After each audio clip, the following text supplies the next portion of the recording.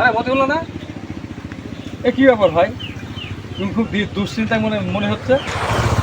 আর ভাই বললেন না, এই মুসিবতে আছি। কি মুসিবত? আমাদের আকাশপথের জীবনযাত্রা একবারে মাটিতে নামিয়ে দিয়েছে। হ্যাঁ মানে? ওরে ইন্টারনেট হরতাল। ওরে সর্বনাশ, ইন্টারনেট হরতাল! এই হরতাল শুনতে যে হলো বাস ট্র্যাকের জন্য হয়, বিভিন্ন রকম জনগণের অবরোধমূলক হরতাল হয়, আজকাল ইন্টারনেটে হরতাল পড়েছে তা তো জানিনি। আসলে বাপু, এখন বর্তমান সময়ের আধুনিক জীবনযাত্রা তো, আমরা হুজুর মানুষ অ্যানালগ। তাই আচ্ছা, ঠিক আছে, দেখছি।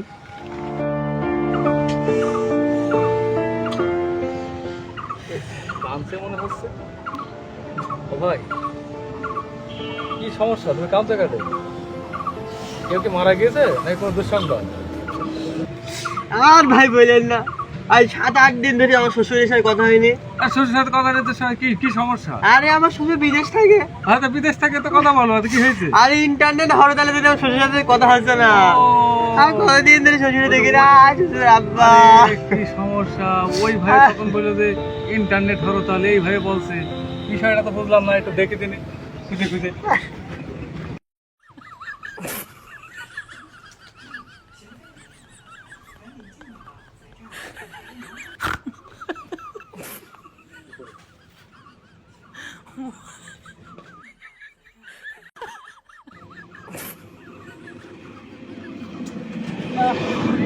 দুনিয়ায় নেট নাই, নেট যে সব জায়গায় খুঁজি, কোনো জায়গায় পাই না। দেখি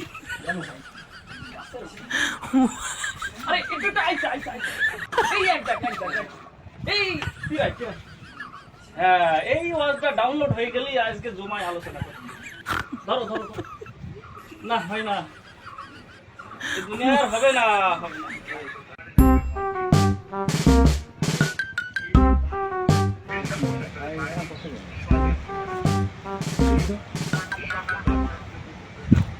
আর ভাই বলেন না, এই দুনিয়ায় নেট চালিয়ে কোনো শান্তি নাই। কেন? কোনো জায়গায় নেট পাচ্ছে না, না দুনিয়ায়, মোবাইল একবার না এ পাড়ায় না ও পাড়ায়।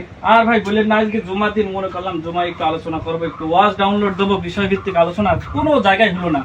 ঘাসের নিচে দিই তাও হয় না, আকাশে ধরি তাও হয় না, এ বাতাসে ধরি, কোনো জায়গায় কাজ হয় না। ভাই এখন কি যে করি, নেটের বেলায় শুনতেছি নাকি ইন্টারনেট হরতাল। ও একটা কথা হলো।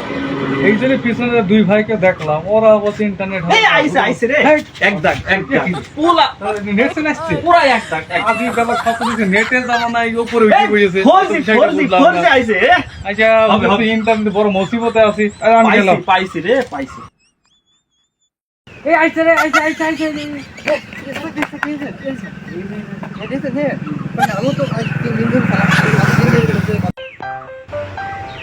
আরে কি ব্যাপার, আপনার খুব ব্যস্ত মনে হচ্ছে।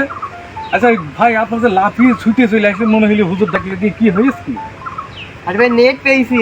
ও রে সর্বনাশ, আমি মনে করছি তোমার ঈদের চাঁদ উঠেছে, চাঁদ দেখানোর জন্য আমাকে ডাকছে হুজুর।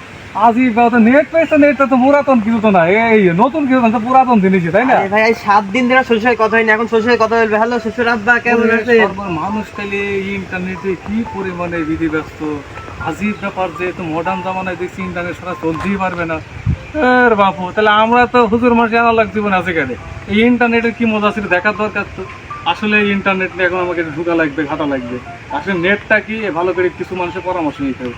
আসসালামু আলাইকুম ওয়া রাহমাতুল্লাহ। দর্শক, আপনাদেরকে উদ্দেশ্য করে সাথে ভাইদেরকে নিয়ে কিছু কথা বলতে চাই বর্তমান অবস্থাকে কেন্দ্র করে।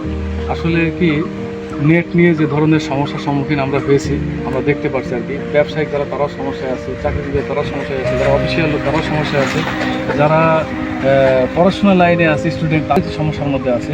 আর বাদ বাকি ফ্রি সময় যারা মনে করেন যে ফ্রি ফায়ার বা পাবজি নিয়ে যারা ব্যস্ত থাকে, তারা তো সমস্যায় আছেই। আসলে কি নেট নামক যে আমাদের ব্যবস্থাপনা দেওয়া হয়েছে জীবনযাত্রার ক্ষেত্রে, আমরা মডার্ন বা ডিজিটাল মডার্ন জীবনযাপন করতে করতে এখন আকাশপথে চলে গেছি। হঠাৎ করে যখন আমাদেরকে মনে করেন যে এই আকাশপথ বন্ধ করে একবার জমিনে নামানো হয়েছে, আমাদের প্রত্যেকের জন্য চলাচলের যে কী পরিমাণ সমস্যা এজন্য সবাই পেরেশানির মধ্যে আছে। এই কারণে জনযাত্রাকে একবারে থমকে দেয়, এটা ঠিক না। যদি আমরা জানতাম যে এরকম কোনো সমস্যার সম্মুখীন হব, তাহলে আমাদেরকে জানাইলে আমরা একবারে 1 সপ্তাহ 2 সপ্তাহ জন্য ইন্টারনেট রিজার্ভ রাখার চেষ্টা করতাম, ঠিক না? এই পুরো আমার কথা।